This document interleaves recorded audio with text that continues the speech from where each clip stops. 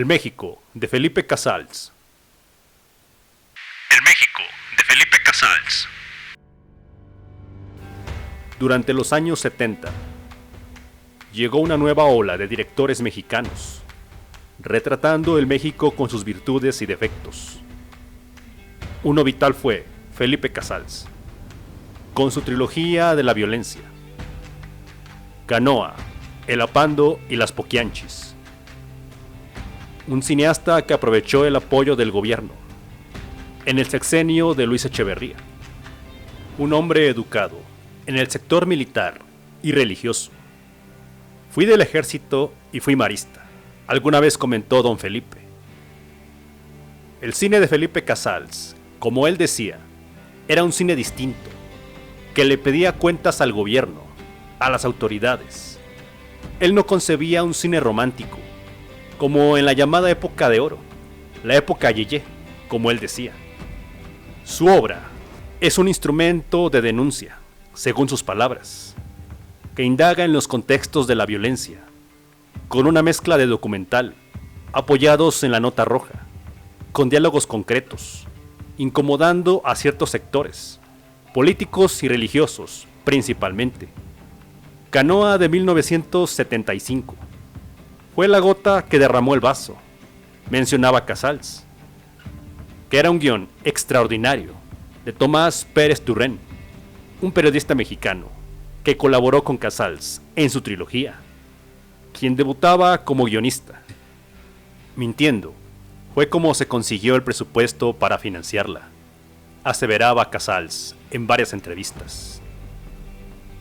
Tuvo a las víctimas de los hechos reales durante el rodaje, para darle sensibilidad a los actores.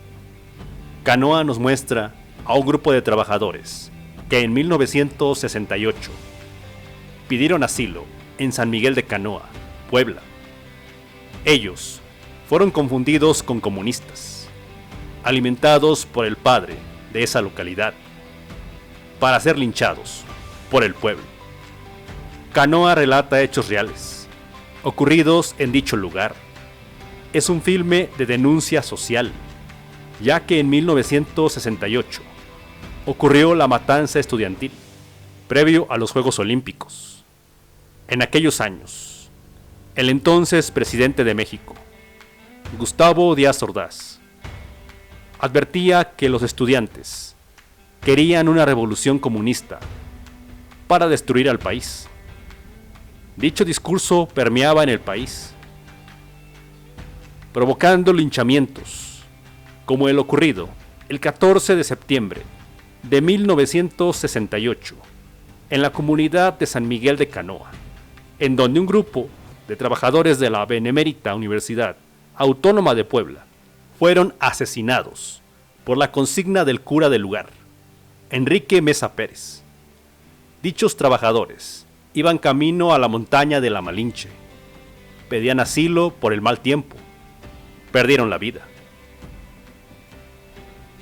Casals afirmaba que el guión se hizo con base en entrevistas a los testigos de la tragedia.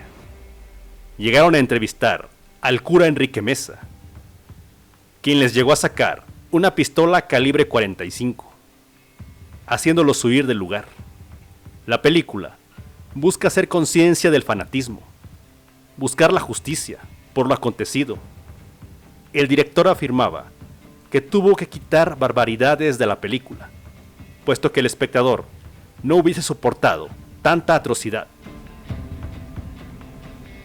El compromiso social ante todo en la obra del cineasta, como se aprecia en El Apando de 1976, basado en el libro de José Revueltas, quien la escribió en su estancia en la cárcel, en el Palacio de Lecumberri, durante 3 años. Dolores del Río la consideró repulsiva, cuando ella fue parte del jurado en el Festival de San Sebastián. Revueltas estaba en Lecumberri por incitar a la rebelión en el año de 1969.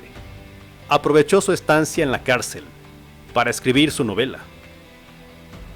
La historia de El Apando enmarca un martirio dentro de otra cárcel, la degradación del ser humano, de presos comunes que caen en la barbarie. Entre la cárcel y la sociedad libre no hay diferencias, decía Revueltas. Si luchas por la libertad, tienes que estar preso. Casals retrata la opresión relatada en la novela. 3 presos drogadictos buscando introducir droga en un penal a través de una madre, el apando como la celda de castigo tras ser descubiertos, desencadenando hechos. Casals tenía facilidad para plasmar la realidad en pantalla. Le llegaban historias. Tal es el caso de Las Poquianchis, de 1976. Mientras Tomás, el guionista, y el director concebían Canoa, llegaron a un antro en Jalisco, sacando material para dicho relato.